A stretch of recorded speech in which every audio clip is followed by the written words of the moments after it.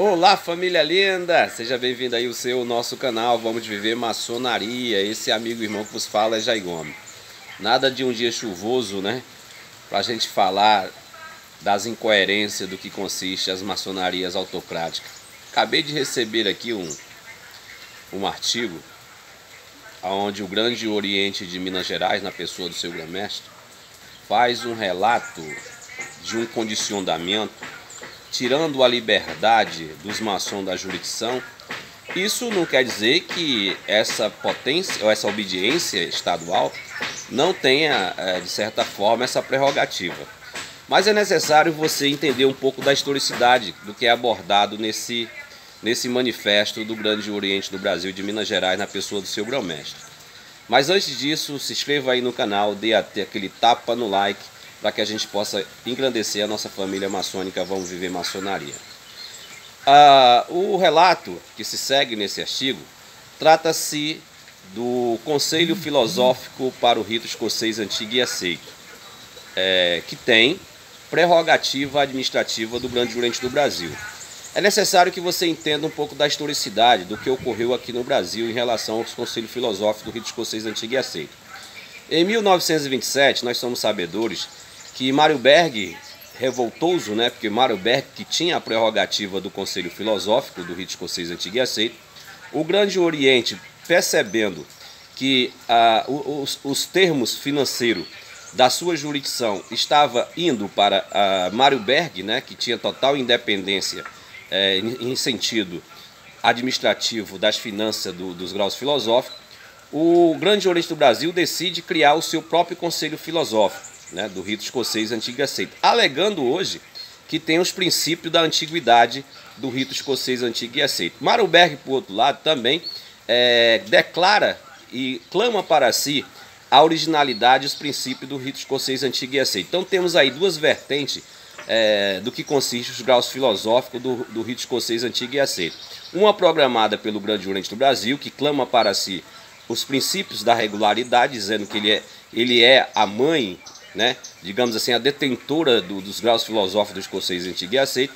O Mário Berg, em 1927, também declara-se esse princípio de regularidade, dizendo que o seu conselho que é a mãe, digamos assim, do filosofismo do Rito Escocês Antigo e Aceito. Agora, o interessante é que os irmãos não ficam atentos o que consiste a ousadia, a prepotência, a arrogância, a dominância em relação à sua eclésia do Grande Oriente do Brasil, quando o próprio artigo 8, né, declara que nenhum membro da jurisdição do Grande Oriente do Brasil tem a liberdade de pertencer a outro conselho filosófico. Isso demonstra que existe outro conselho filosófico, que é a da vertente das grandes lojas estaduais. Ou seja, você que é do Grande Oriente do Brasil, você não pode fazer os graus filosóficos do conselho que pertence à dinastia das grandes lojas estaduais.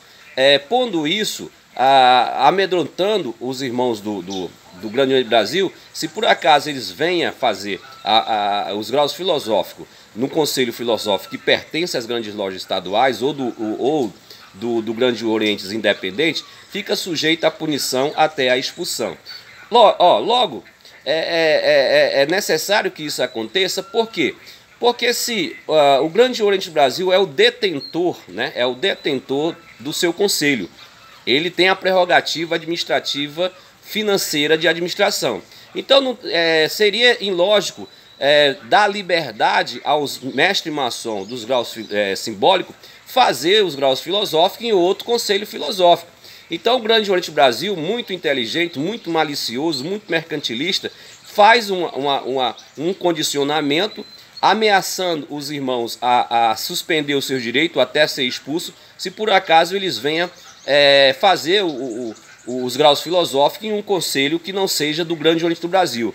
Então o monopólio, né, a autonomia, digamos assim, a superioridade do que consiste os financeiros das potências é gritante. Mas ninguém consegue ficar atento porque estão dentro da Matrix e não consegue pensar fora desse conjunto administrativo. Então aqui no Brasil nós temos vários conselhos filosóficos. E como sempre, o Grande Oriente do Brasil clama para si o absolutismo da legalidade, que não consiste. Nós temos aí o Conselho Filosófico das Grandes Lojas Estaduais, que era de Mário Berg, que permanece até hoje, e temos o Conselho Filosófico do Grande Oriente do Brasil, que foi criado quando houve os motivos reais da incisão, né, em 1927, a incisão política, foi porque o Grande Oriente do Brasil criou-se um seu próprio Conselho Filosófico.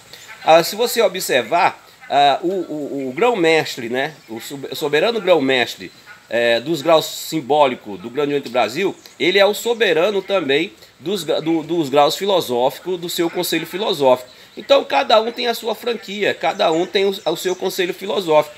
E o Grande Oriente do Brasil, de forma condicionada, de forma, digamos assim, impondo, tirando a liberdade dos irmãos de fazer os graus filosóficos, seja em outro conselho. Por quê? Porque a partir do momento que você proíbe, por exemplo, você fica na prerrogativa administrativa de impor o que você quer.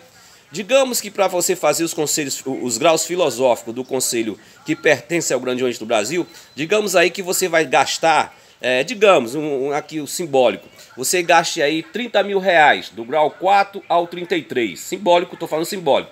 E já na grande loja, digamos que você, para fazer os graus filosóficos do Rito de Conselhos Antigo e Aceito, você gastaria 15 mil, né? Você gastaria 15 mil. Então o Grande Oriente do Brasil, de certa forma, leva a sua membresia a um condicionamento, ameaçando a expulsão, né? Em conjunto, acordo, até porque tudo está dentro do Grande Oriente do Brasil. Tudo está mesclado. Ou seja, se você é do grau simbólico, né? E você for para um outro grau filosófico que não pertence ao Grande Oriente do Brasil, é ameaçado de expulsão. E tanto também o pessoal dos graus filosóficos, se for para uma loja simbólica de outra jurisdição, também perde a sua legalidade. Então você vê o monopólio, você vê essa disputa política, né? Você vê essas questões de monopolizar a maçonaria. E aí você não consegue ver porque você está nessa caixinha, você está dentro dessa matrix e acha tudo natural. Eu não consigo deslumbrar uma maçonaria que prega liberdade, que prega fraternidade e que em um dado momento tem a prerrogativa de proibir a sua membresia, de ter o livre acesso ao conhecimento, levando ao condicionamento, levando ao medo de uma suposta expulsão. Deixo aqui esse vídeo de hoje para que você possa, Cosmo, pensar. Te amo sem te conhecer.